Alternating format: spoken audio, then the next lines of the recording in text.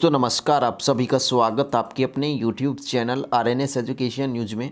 दोस्तों इस वीडियो में हम बात करने वाले हैं चिकित्सा विभाग राजस्थान। सबको पता है एनएचएम के 36,178 कथित जो कर्मचारी हैं, जबकि एक्चुअल में 36,178 लोग काम नहीं कर रहे हैं, लेकिन उनको contractual to civil post rules 2022 यानी कि संविदा सेवा नियमों में शामिल किया गया। सैलरीज बढ़ाने का प्रस्ताव है, काफ़ी सारी चीज़ें हैं, आप लोगों को विस्तृत रूप से जानकारी हमने दे दी है।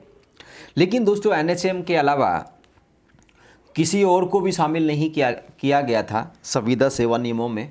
तो चिकित्सा विभाग के नर्सिंग और पैरामेडिकल जो संविदा कर्मचारी हैं एनएचएम के अलावा की मैं बात कर रहा हूं, तो उनको भी यहां पर संविदा कैडर 2022 में शामिल किया जा सकता है। इसके लिए सूचना मांगी गई है। पूरा अपडेट आपको बता देते हैं किन के लिए सूचना है, क्या कुछ पूरा अपडेट है। सबसे पहले बात तो ये लेटर आप लोगों ने देख ही लिया होगा, क्योंकि मुझसे भी पहले देख लेते हैं आप लोग।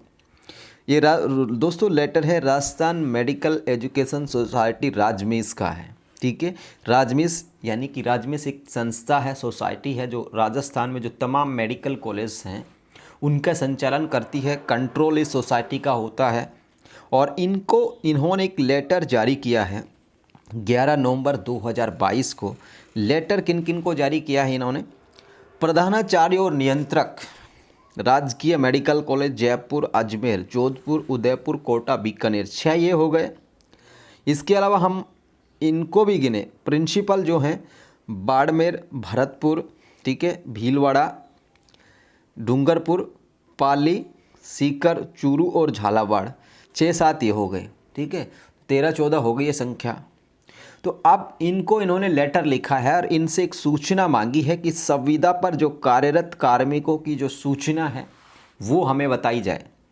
और इस सूचना के तहत क्या कुछ कहा गया है कि डीओपी अधिसूचना के 11/1/2022 के द्वारा Rajasthan contractual hiring to civil post rules 2022 जारी किए गए हैं, जिसके तहत सोसाइटी के अधीन कार्यरत संविदा कर्मियों को नियमित व इस नियम के तहत सृजित संविदा पदों की भर्ती किए जाने की कार्रवाई अपेक्षित है। अतः इस संबंध में लेख है कि आपके अधीन मेडिकल कॉलेज में संविदा पर कार्यरत समस्त कार्मिकों की जो सूची है निम्न प्रपत्र में तैयार कर प्राप्ति के 3 दिवस में इस कार्यालय को भिजवाया जाना सुनिश्चित करें। तो ये हिंदी में लिखी हुई लाइनें हैं, सबको समझ में आ गई होंगी। अब हम आपको बता देते हैं कि एक्चुअल में ये है क्या।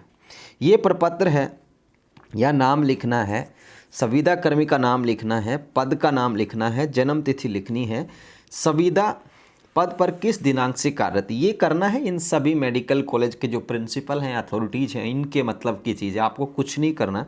अब दोस्तों बेसिकली बात क्या है कि इन जो मेडिकल कॉलेज में जो लगे हैं अभ्यर्थी, चाहे नर्सिंग के हों, चाहे पैरामेडिकल के हों, चाहे अदर हों, जितने भी लोग कॉन्ट्रैक्चुअल पर इन मेडिकल कॉलेज में लगे हैं, उनकी सूचना मांगी गई है कि भाई इनको संविदा कैडर्स में डाला जाएगा। इसके अलावा एक और चीज़ यहाँ पर इन्होंने कही है कि जो भर्तियाँ मेडिकल कॉलेज में आप जो आएंगी उनको कॉन्ट्रैक्चुअल रूल्स में ही पूरा करा जाएगा। काफ़ी बार आप लोगों ने पढ़ा होगा, 2-3 दिन पहले मैंने अजमेर का बताया था, एक हॉस्पिटल का, सरकारी हॉस्पिटल का, उसमें भी 80 पदों को कॉन्ट्रैक्चुअल बेस पर भरने की अनुमति दी गई थी। इससे पहले भी सीएम गहलोत की तरफ से कहा गया था मेडिकल कॉलेजों में जो भर्तियां हैं कॉन्ट्रैक्चुअल रूल्स के आधार पर की जाएंगी।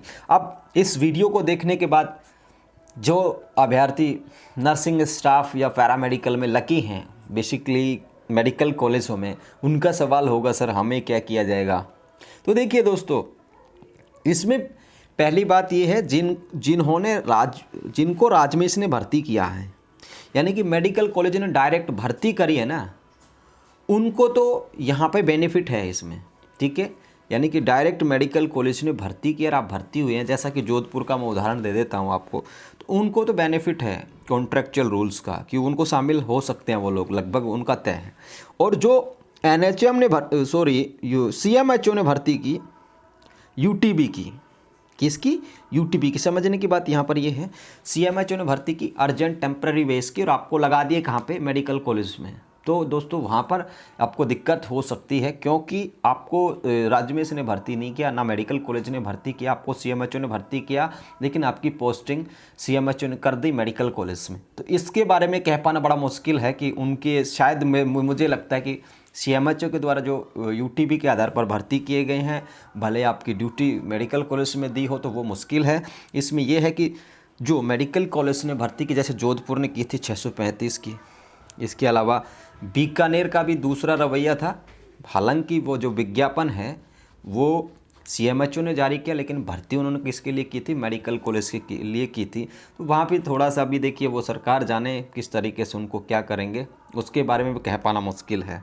ठीक है, तो ये बेसिकली उनके लिए है जो इन मेडिकल कॉलेजों में काम कर रहे हैं। इसके अलावा जो प्लेसमेंट एजेंसी यानी कि ठेकेदार के थ्रू लगे हैं, इसके अलावा 108 में लगे हैं, जितने भी और कैडर्स हैं, पीपीपी मोड सब, वो सब आउट हैं संविदा सेवा नियमों से। तो मेडिकल कॉलेज में जो काम कर रहे हैं उनके लिए गुड न्यूज़ आप लोग मान सकते हैं कि जो आपका भला हो सकता है। जो सैलरीज है मेडिकल कॉलेज में अगर भर्ती करते हैं तो उनका काफ़ी अच्छा सैलरीज होता है, लेकिन ये भी क्या करते हैं ना कि 2 तरीके निकालते हैं। एनएचएम की दर पर भर्ती कर ली, मेडिकल कॉलेज में नौकरी दे दी, तो ये पैसे बचाने का काम है बेसिकली।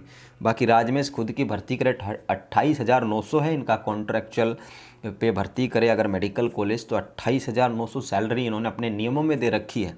लेकिन ये क्या करते हैं, गली निकालते हैं कि भाई एनएचएम का हम लिख देते हैं, एक लाइन ही तो लिखनी है कि हमें एनएचएम की दरों पर भुगतान किया जाएगा 7900 रुपये या 9,085 रुपये। तो इस तरीके से लोग करते हैं, तो शोषण ही है एक तरीके से। लेकिन अगर इन मेडिकल कॉलेज में आप लोग काम कर रहे हैं और इन मेडिकल कॉलेज ने आपको भर्ती किया है संविदा के आधार पर, तो आपको कॉन्ट्रैक्चुअल रूल्स में डाले जाने की, शामिल किए जाने की जो कार्रवाई है राजमेश सोसाइटी ने प्रारंभ कर दिया और इसके तहत सूचना मांगी गई है। तो अब किसी को भी कन्फ्यूजन मुझे लगता है इस वीडियो को देखने के बाद नहीं होना चाहिए। 108, 104 या जितने भी कैडर्स होते हैं उन सबको बाहर हैं, वो सिर्फ़ और सिर्फ वर्तमान की हम बात करें एनएचएम और उसके बाद मेडिकल कॉलेज में, और मैंने सीएमएचओ और मेडिकल कॉलेज का भी आप लोगों को बता दिया कि क्या डिफरेंट है उनमें। ठीक है, तो जो भी हो शामिल हो, अच्छी बात है, होना चाहिए। तो दोस्तों फिलहाल के लिए इस वीडियो में इतना ही। ये लेटर था राजमेश का 11 तारीख का, 11 नवंबर का, आप लोगों ने पढ़ भी लिया होगा। वीडियो थोड़ा लेट आ रहा है, इसके लिए तो हो जाता है दोस्तों, काफ़ी सारी चीज़ें करनी पड़ती हैं, डेली का काम है तो काफ़ी सारे छूट जाती हैं चीज़ें। धन्यवाद, जय हिंद, जय भारत।